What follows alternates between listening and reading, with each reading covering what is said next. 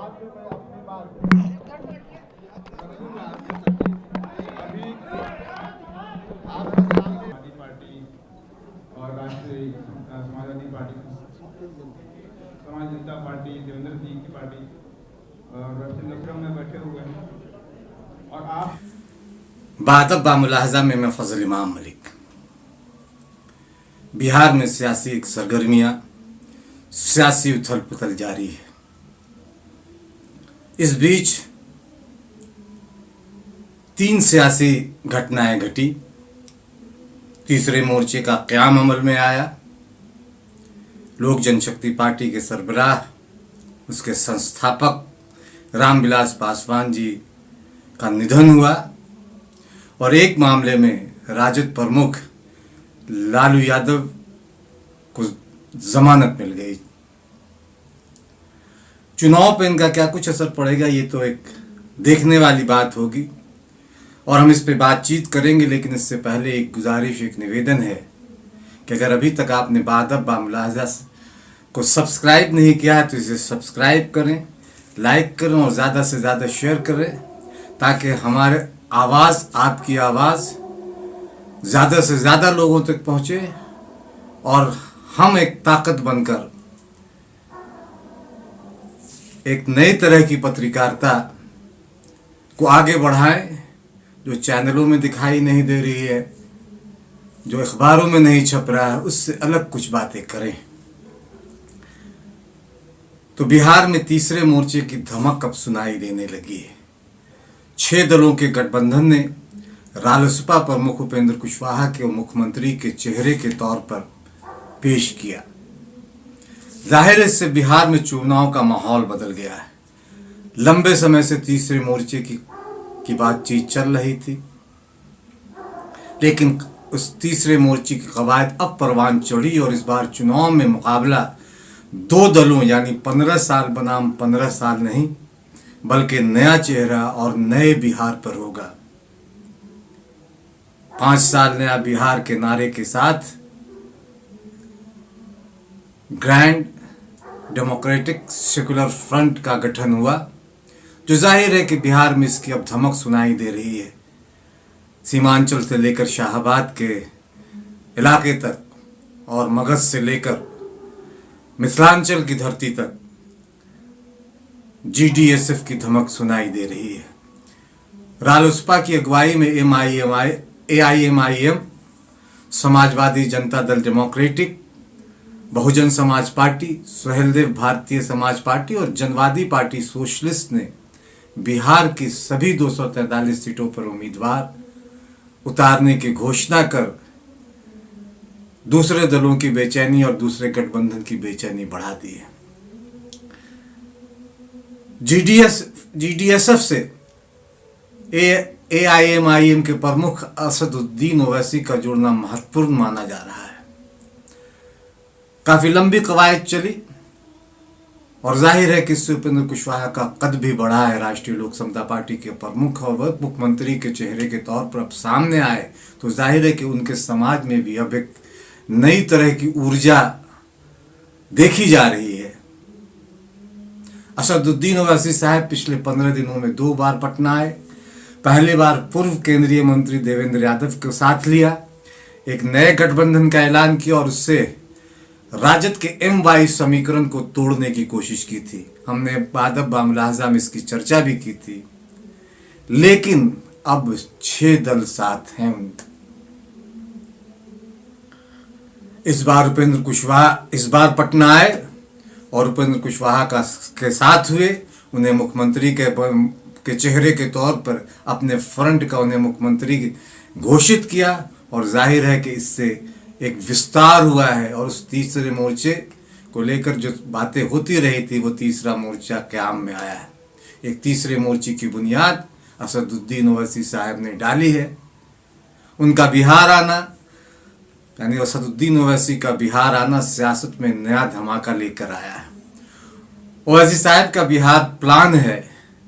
वो कहते हैं कि 15 साल बनाम 15 साल, ये बात लगभग इस फ्रंट के तमाम नेता कह रहे हैं। देवेंद्र यादव को इसका संयोजक बनाया गया, वो भी यही बात करते हैं। क्या 15 साल बनाम 15 साल क्यों हो? अब कोई नई सोच हो, नई ऊर्जा हो, नए सोच वाले नेता हो, नए चेहरा हो, इसलिए उपेंद्र कुशवाहा को आगे किया है। असदुद्दीन ओवैसी साहब कहते हैं कि 15 साल बनाम 15 साल के लड़ाई की जगह हम एक वैकल्पिक मंच देना चाहते थे और जिसमें कामयाबी मिली है।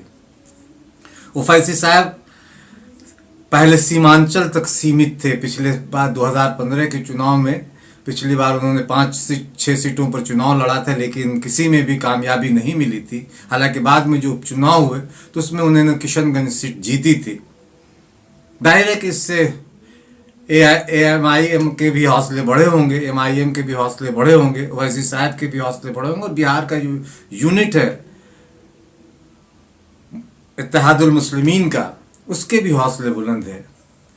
लेकिन इस बार उन्होंने अपनी पार्टी को विस्तार दिया और उपेंद्र कुशवाहा के साथ जुड़ने से उन्हें भी बड़ा फायदा मिला या मिलेगा। वे पूरे बिहार में अपना परचम लेकर आगे बढ़ेंगे। उनकी धमक पूरे बिहार में सुनाई देगी, क्योंकि जहां जहां ये फ्रंट चुनाव लड़ेगा उनका चेहरा भी होगा, उनके झंडा भी होगा, उनका नाम भी होगा।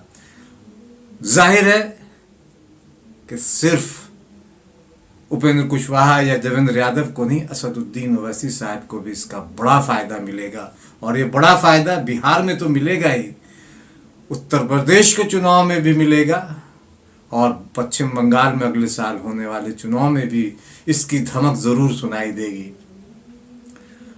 तो उनकी पार्टी हर जिले में अपनी एक अलग पहचान के साथ आगे बढ़ेगी, क्योंकि इससे पहले उन पर अलग तरह का ठप्पा लगा था। लेकिन इस फ्रंट के साथ जुड़कर उनकी और उनकी पार्टी की पहचान उन तमाम मिथ को तोड़ेगी, या कहिए कि तोड़ डाला है, जो उनके साथ जुड़ी हुई थी।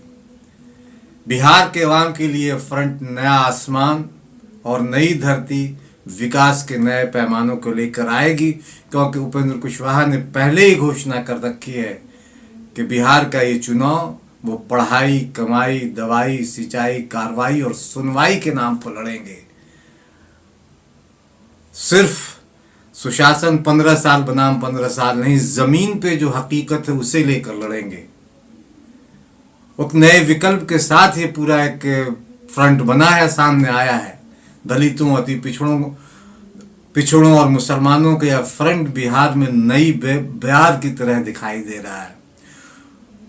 और इसकी धमक तो सुनाई दे रही है, इसकी गूंज भी अब लगातार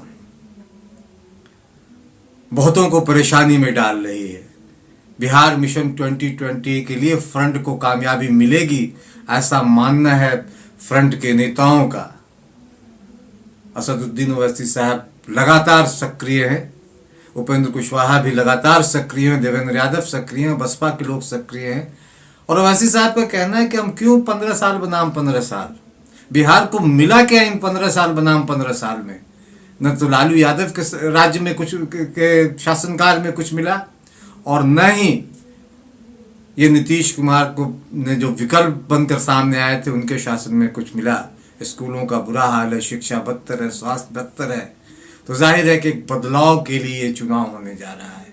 जीत हार अलग सी बात है, लेकिन एक चुनाव जो 15 साल बनाम 15 साल की बात की जा रही थी, ये चुनाव 15 साल बनाम 15 साल नहीं, बल्कि जंगल राज बनाम कुशासन राज, या जैसा सुप्रीम कोर्ट ने मुजफ्फरपुर शेल्टर होम कांड को लेकर कहा कि सरकार के संरक्षण में मुजफ्फरपुर में यौन शोषण हुआ बच्चियों का, तो एक बलात्कारी सरकार के खिलाफ, यानी 15 साल बनाम 15 साल की जो जंगल राज और एक बलात्कारी सरकार है, उसके खिलाफ एक तीसरा मोर्चा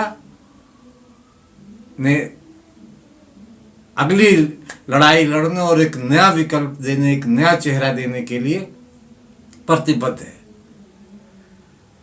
जाहिर है कि ओवैसी साहब के साथ ही ओवैसी साहब की धमक तो है। सीमांचल में राष्ट्रीय जनता दल की परेशानी बढ़ी है, क्योंकि राष्ट्रीय जनता दल ने जिन तेजस्वी यादव को लेकर बहुत गदगद है, उन तेजस्वी यादव ने पिछड़ों, दलितों और अल्पसंख्यकों यानी मुसलमानों के लिए सीए और एनआरसी में जिस तरह की भूमिका निभाई है, उसे बिहार के लोग कभी भूल नहीं पाएंगे। लोग कतार में सड़कों पे खड़े थे सीए और एनआरसी के खिलाफ, जिसमें हमारे शरिया के बड़े लोग भी थे, हिंदू मुसलमान दलित पिछड़ा सारे लोग जब एकजुट थे इस कतार में, मानव कतार में। तेजस्वी यादव अपनी गाड़ी से जाते हैं, हाथ हिलाते हैं और फर्र से निकल जाते हैं। तो ये है इनका दलित पिछड़ा और मुसलमान प्रेम, उनका चेहरा।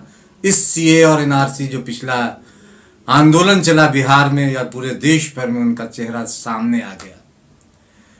तो ओवैसी साहब और इस फ्रंट की धमक से लालू यादव भी परेशान और नीतीश कुमार भी। लड़ाई अब रोचक होगी और फ्रंट एक नई ताकत के साथ उभरा है और उसने चुनौती तो रख ही दी है। इस 30 साल को लेकर अचानक एक शेर याद आता है कि सर ऊंचा है उसका क्योंकि कद उसका बड़ा है, कद उसका बड़ा है क्योंकि वह लाशों पे खड़ा है।